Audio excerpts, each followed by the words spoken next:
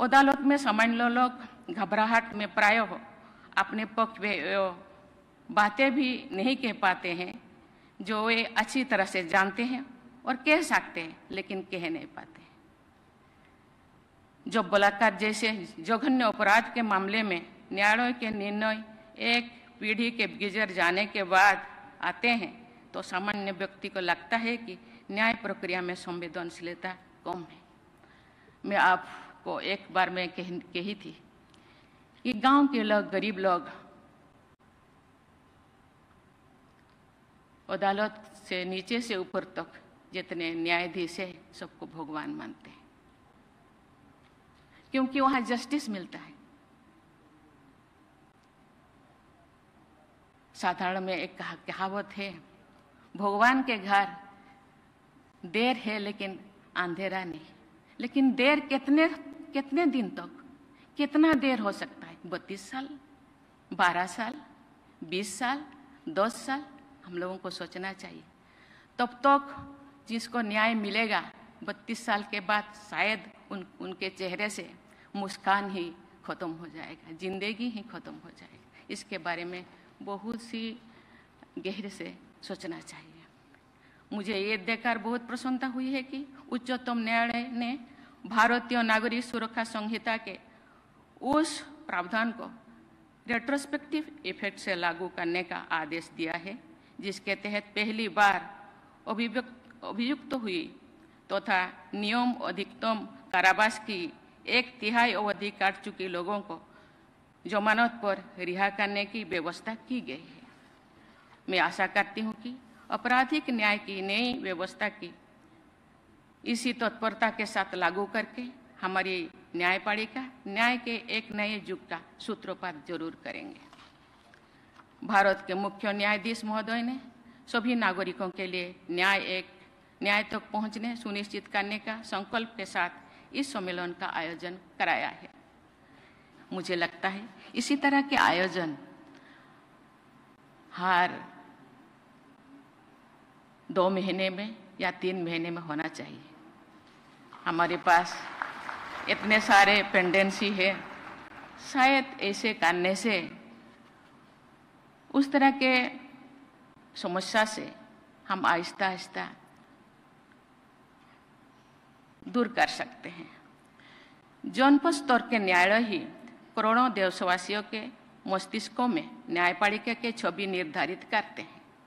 इसलिए जनपद न्यायालय द्वारा लोगों को संवेदनशीलता और तत्परता के साथ कम खर्चों पर न्याय सुलभ कराना हमारी न्यायपालिका की सफलता का आधार है। देवियों और सज्जनों, मुकदमे की पेंडेंसी और बैकलॉग न्यायपालिका के समक्ष बहुत बड़ी चुनौती है। इस समस्या को प्राथमिकता देकर सभी हितधारकों को समाधान निकालना है। मुझे ये जानकर प्रसन्नता हुई है कि इस सम्मेलन के एक सत्र में केस मैनेजमेंट से जुड़े कई आयामों पर चर्चा हुई है। मुझे विश्वास है कि इस चर्चाओं के व्यवहारिक परिणाम सामने जरूर आएंगे। हमारी संविधान में पंचायतों और नगरपालिकाओं के माध्यम से स्थानीय स्तर पर लेजिस्लेटिव और एग्जीक्यूटिव निकायों की शक्तियों और उत्तरदायित्वों के लिए प्रावधान किया गया है। क्या यही प्रावधान इन्हीं के समतुल्य स्थानीय स्तर पर न्याय व्यवस्था के बारे में भी सोचा जा सकता है? स्थानीय भाषा तथा स्थानीय परिस्थितियों में न्याय प्रदान करने की व्यवस्था करके शायद न्याय सबसे द्वार तो पहुंचाने के आदर्श को प्राप्त करने में सहायता होगी। मुझे लगता है कि इस सम्मेलन में जनपद न्यायाधीश के साथ साथ सभी उच्च न्यायालयों के मुख्य न्यायाधीशों की भागीदारी से जनपद स्तर की न्याय प्रक्रिया को बाधित कर रही समस्याओं के व्यवहारिक समाधान स्पष्ट हुई होगी। मुझे बताया गया है कि हाल के वर्षों में जनपद स्तर पर न्यायपालिका की इंफ्रास्ट्रक्चर, सुविधाएं, प्रशिक्षण एवं मानव संसाधन की उपलब्धता में उल्लेखनीय सुधार हुआ है, लेकिन इन सभी क्षेत्रों में अभी भी बहुत कुछ करना बाकी है। मुझे विश्वास है कि सुधार के सभी आयामों पर तेजी से प्रगति होनी चाहिए। मैं एक अच्छे बदलाव का विशेष उल्लेख करना चाहती हूँ। मुझे ये जानकर बहुत प्रसन्नता हुई है कि हाल के वर्षों में जुडिशियल ऑफिसर्स के चयन में महिलाओं की संख्या बढ़ी है। इस वृद्धि के कारण कई राज्यों में कुल जुडिशियल ऑफिसर्स की संख्या में महिलाओं की संख्या 50% से कहीं अधिक है। मैं आशा करती हूं कि न्यायपालिका से जुड़ी सभी लोग महिलाओं के विषय में पूर्वाग्रह से मुक्त विचार, व्यवहार और भाषा के आदर्श उदाहरण प्रस्तुत करेंगे। हमारी न्यायपालिका के समक्ष ऐसे अनेक चुनौतियां हैं जिनके समाधान के लिए सभी हितधारकों को समन्वित प्रयास करना होगा। उदाहरण के लिए एविडेंस और विटनेसेस से जुड़े मुद्दों पर न्यायपालिका, सरकार और पुलिस प्रशासन को मिलजुल कर समाधान निकालना चाहिए। देवियों और स्वजनों, ये हमारे सामाजिक जीवन का एक दुखद पहलू है कि कुछ मामले में साधन संपन्न लोग अपराध करने के बाद भी निर्भीक और निश्चोत घूमते रहते हैं। जो लोग उनके अपराधों से पीड़ित होते हैं वे डरे से में रहते हैं, मानो उन्हीं विचारों ने कई अपराध कर दिया है। महिला पीड़िताओं की स्थिति और भी खराब होती है क्योंकि प्रायः समाज के लोग भी उनके साथ नहीं देते। कभी कभी मेरा ध्यान कारावास कट रही माताओं के बच्चों तथा बाल अपराधियों की ओर भी चला जाता है। उन महिलाओं के बच्चों के सामने पूरा जीवन पड़ा है।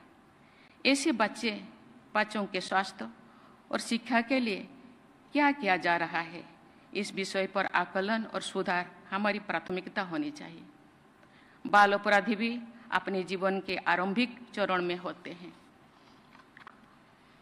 उनके चिंतन और मानसिक स्वास्थ्य में सुधार के उपाय करना, उन्हें जीवन यापन हेतु लाभकारी कौशल प्रदान करना एवं उन्हें निःशुल्क कानूनी सहायता उपलब्ध कराना भी हमारी प्राथमिकता होनी चाहिए। मैंने देखा है कि गांव का गरीब आदमी कोर्ट कचहरी जाने से डरता है। वो बहुत मजबूरी से ही अदालत की न्याय प्रक्रिया में भागीदार बनता है। प्रायः वो अन्याय को चुपचाप सहन कर जाता है क्योंकि उसे लगता है कि न्याय के लिए लड़ना उसके जीवन को और अधिक कष्टमय बना सकता है। उसके लिए एक बार गांव से दूर अदालत तक जाना ही बहुत बड़े मानसिक और आर्थिक दबाव का कारण बन जाता है। ऐसी स्थिति में बार बार तारीख देने यानी स्थगन की संस्कृति अर्थात कल्चर ऑफ एडजर्नमेंट से गरीब लोगों को जो कष्ट होता है उसकी कल्पना भी बहुत से लोग नहीं कर पाते। इस स्थिति को बदलने के हर संभव प्रयास किया जाना चाहिए। हम लोग व्हाइट कोट हाइपरटेंशन के बारे में जानते हैं और सुनते हैं। बहुत से लोगों का ब्लड प्रेशर हॉस्पिटल का वातावरण में बढ़ जाता है।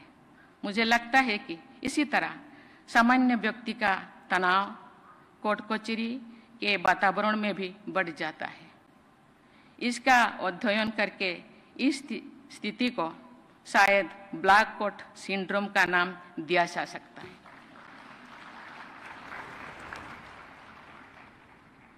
अदालत में सामान्य लोग घबराहट में प्रायः अपने पक्ष में बातें भी नहीं कह पाते हैं जो वे अच्छी तरह से जानते हैं और कह सकते हैं लेकिन कह नहीं पाते। जो बलात्कार जैसे जघन्य अपराध के मामले में न्यायालय के निर्णय एक पीढ़ी के गुजर जाने के बाद आते हैं तो सामान्य व्यक्ति को लगता है कि न्याय प्रक्रिया में संवेदनशीलता कम है। मैं आपको एक बार में कही थी कि गांव के लोग, गरीब लोग अदालत से नीचे से ऊपर तक जितने न्यायाधीश है सबको भगवान मानते हैं क्योंकि वहां जस्टिस मिलता है। साधारण में एक कहावत है, भगवान के घर देर है लेकिन अंधेरा नहीं। लेकिन देर कितने कितने दिन तक, कितना देर हो सकता है? 32 साल, 12 साल, 20 साल, 10 साल? हम लोगों को सोचना चाहिए। तब तक जिसको न्याय मिलेगा 32 साल के बाद शायद उनके चेहरे से मुस्कान ही खत्म हो जाएगा, जिंदगी ही खत्म हो जाएगी। इसके बारे में बहुत सी गहरे से सोचना चाहिए।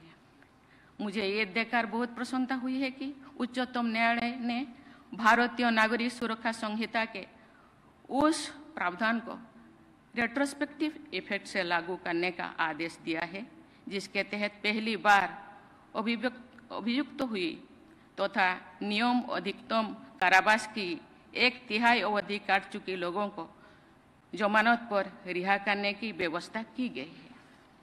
मैं आशा करती हूँ कि आपराधिक न्याय की नई व्यवस्था की इसी तत्परता के साथ लागू करके हमारी न्यायपालिका न्याय के एक नए युग का सूत्रपात जरूर करेंगे।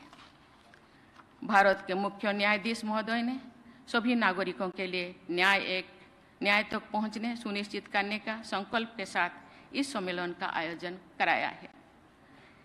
न्याय सुलभ करने का ये संकल्प सिद्ध हो, इसी शुभेच्छा के साथ मैं अपनी वाणी को विराम देती हूँ। जय हिंद, जय भारत।